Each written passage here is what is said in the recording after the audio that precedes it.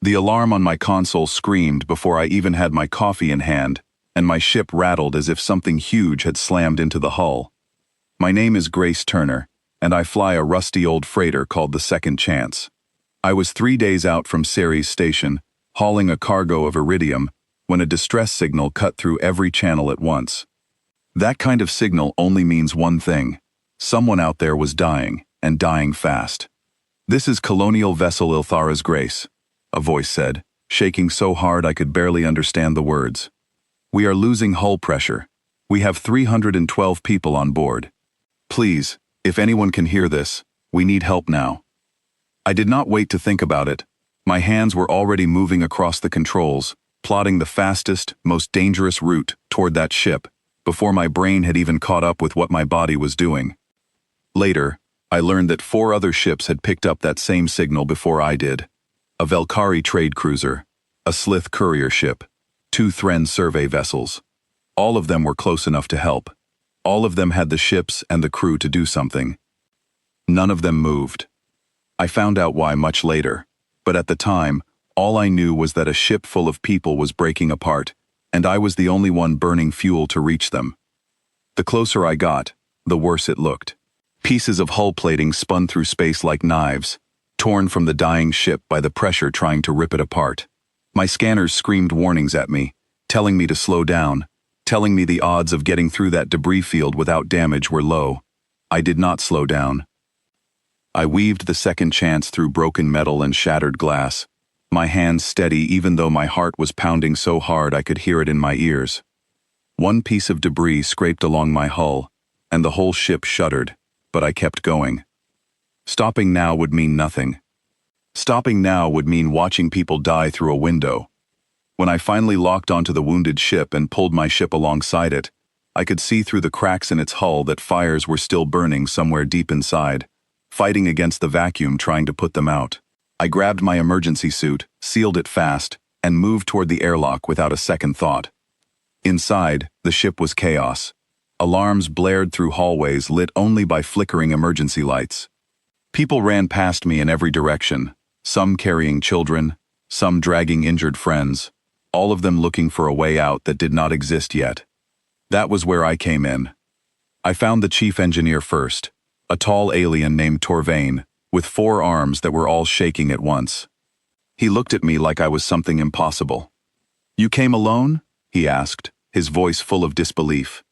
"One ship? Against this?" "No time to talk about it," I said, already moving past him toward the nearest breach.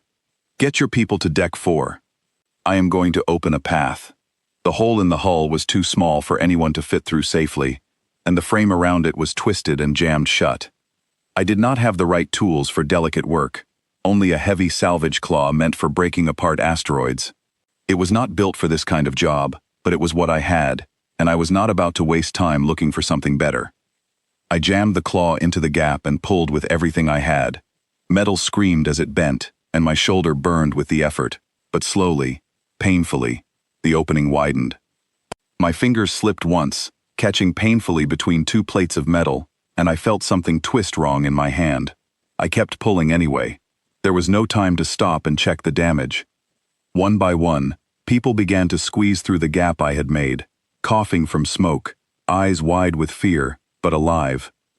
I directed them toward my ship, counting them as they passed, refusing to let myself think about how many were still trapped inside. A young woman stumbled through the opening, clutching a small boy against her chest.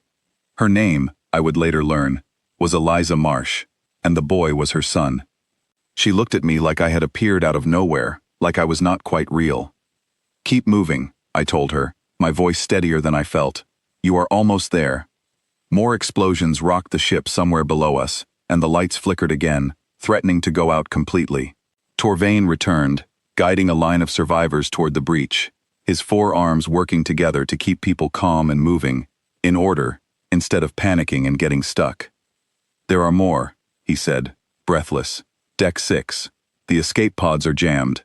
They cannot get out." I did not hesitate. I told him to keep this group moving toward my ship, and I turned back into the smoke and the sound of groaning metal, heading deeper into the dying vessel instead of away from it. Deck 6 was worse than I expected. The corridor was tilted at a strange angle, forcing me to climb rather than walk, and the air was thick with smoke that stung my eyes even through my visor. I found the escape pods exactly where Torvain said they would be, their hatches sealed shut by warped metal, with people trapped inside pounding on the glass, their mouths moving in words I could not hear. I used the same salvage claw again, wedging it into the seam of the first hatch and throwing my weight against it. My hurt hand screamed in protest, but I ignored it, focusing only on the frightened faces on the other side of that door. The metal groaned, resisted, and finally gave way, and the hatch swung open. A man practically fell out, catching himself against the wall, and helped pull the others behind him free. His name was Daniel Hartley, and he had been trying to keep the group calm inside that pod for nearly 20 minutes, telling them help was coming, even when he was not sure it was true. "You are the only one," he said, staring at me as though he still could not believe it. "We called everyone. Nobody else came. I am here now," I said. "That is what matters." There was no time for more words. I led them back through the tilting corridor, back toward the breach, back toward safety, while the ship continued to groan and shift beneath our feet, like a wounded animal, trying to hold itself together for just a little longer. By the time we made it back to the opening, my ship was nearly full, survivors packed into every corner, wrapped in whatever blankets and warm clothing my small crew could find for them. I did one final check, running through the corridors one more time, checking every room I could reach, making sure no one had been left behind in the smoke. I found no one else alive. 31 people did not make it out.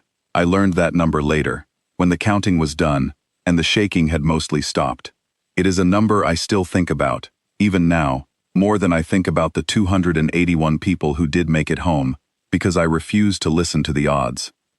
We pulled away from the Ilthara's Grace just before it finally broke apart completely, its frame giving up the fight it had been fighting since the first alarm went off.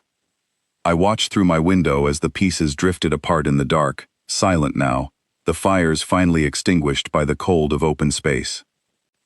Weeks later, once everyone was safe and resting at Ceres Station, Torvain found me in the docking bay, his injuries wrapped and healing, his 4 arms finally still. "Why did you come?" he asked, when the others calculated the risk and decided not to. I thought about how to explain it in a way that would make sense to him. His people had grown up on a gentle world, one without much in the way of danger, and it had shaped the way they thought about risk. Mine had not been so kind. Earth had tried to challenge us in countless ways, long before we ever built ships or reached the stars, and somewhere along the way, we had learned that waiting for perfect odds often meant waiting until it was too late.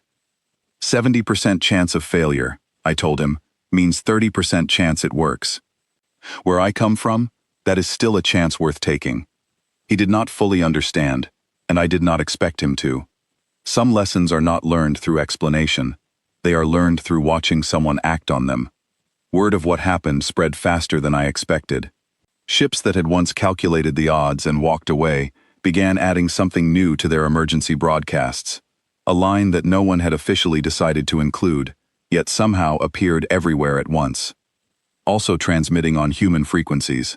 They still calculate the risks first. That habit runs deep, shaped by generations of caution. But now, more often than not, they send the signal anyway, hoping that somewhere out there, someone with a stubborn heart and no patience for careful math is already changing course to help. Because sometimes, the difference between living and dying is not about the odds at all. It is about someone deciding the odds do not matter, and burning every bit of fuel they have to prove it. That is who we are. That is who I choose to be. Every single time that alarm sounds and someone out there needs help, nobody else is willing to give.